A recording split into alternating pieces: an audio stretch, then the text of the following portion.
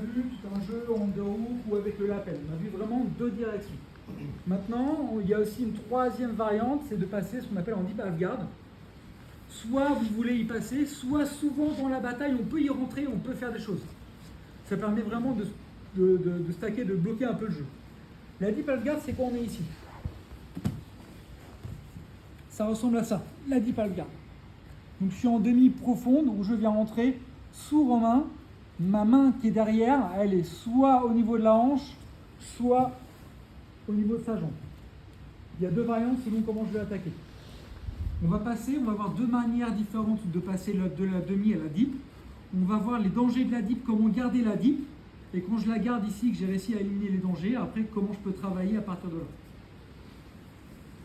Alors, passage de la demi. Simple, on repart sur le underhook. On va ajouter un petit truc en plus, voilà, histoire d'augmenter encore un peu les connaissances.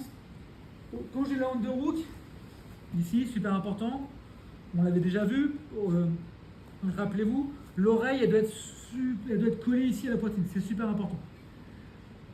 Si mon oreille, elle est collée, ici, Romain, il aura du mal à mettre le crossface. Là, il peut mettre le crossface, il suffit à tout moment. Si mon oreille est collée, il aura du mal à mettre le crossface, ça va être compliqué pour lui.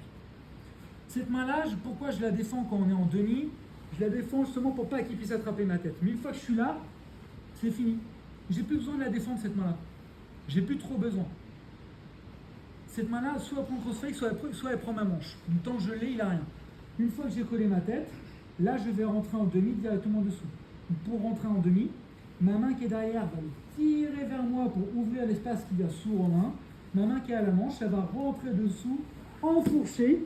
Et quand vous le faites, surtout super important, vous vous roulez sur le dos, jusque l'autre côté. Ne vous arrêtez pas au plafond. Vous allez jusqu'aux 3/4 de l'autre côté. Vous n'allez pas complètement de l'autre côté, on va voir un peu plus tard. Pour l'instant, on s'arrête aux 3/4 ici. Là, je suis bien en demi. Ma main est côté hanche au début. Super important, quand vous faites votre demi, vous devez verrouiller absolument la main qui est haut autour de sa hanche et de sa cuisse. Après, on verra qu'on peut la passer là. Mais la première intention, c'est de verrouiller ici.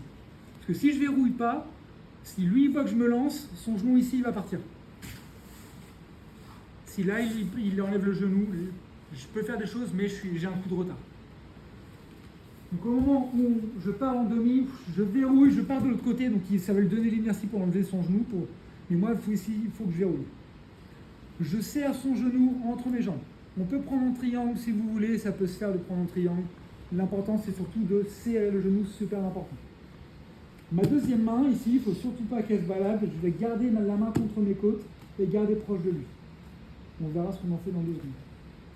Le tout petit truc en plus maintenant pour emmener ça, le underhook, le underhook, on a vu qu'on lance, on va ajouter un tout petit truc pour le underhook. On avait travaillé le John Wayne Sweep, où je viens poser le pied au sol, et avec le genou, je l'emmène de l'autre côté. Ça va m'aider à avoir le underhook. Tout le travail qu'on va faire tout de suite, pour la première entrée en dip. Je suis sur ma demi, j'ai bien mon nichi de penser au genou à l'extérieur du coude, super important. J'ai le contrôle sur la main, je ne suis pas obligé de saisir ce qu'il faut, c'est surtout que je puisse suivre ça. Première attaque, je vais poser les pieds au sol, serrer sa cuisse entre mes genoux, l'emmener sur le côté, et au moment où il revient, c'est là où je vais rentrer en dehors. Dès que je suis rentré et que ma tête est collée, seulement quand elle est collée, là je peux lâcher, je rentre à l'intérieur. Je vais tirer sur la ceinture pour l'emmener de l'autre côté et je roule sur le dos jusqu'aux 3/4. Et je verrouille sa hanche. Je suis verrouillé, mes cuisses au-dessus du genou. Et pour l'instant, on s'arrête ici. Je reprends une dernière. Demi classique. J'ai la main au col, je surveille. Je pose un, il pose la main, je reviens en underhook. Dès que la tête est collée, je pousse dessous, je tire 3/4. Et hanche verrouillée. Et on s'arrête juste là, j'ai mon coude qui est près de mes côtes, on s'arrête juste là. J'ai question dessus ou pas? Dans le vide, on est en knee shield, je pose mon pied knee shield au sol pour faire le John Wayne.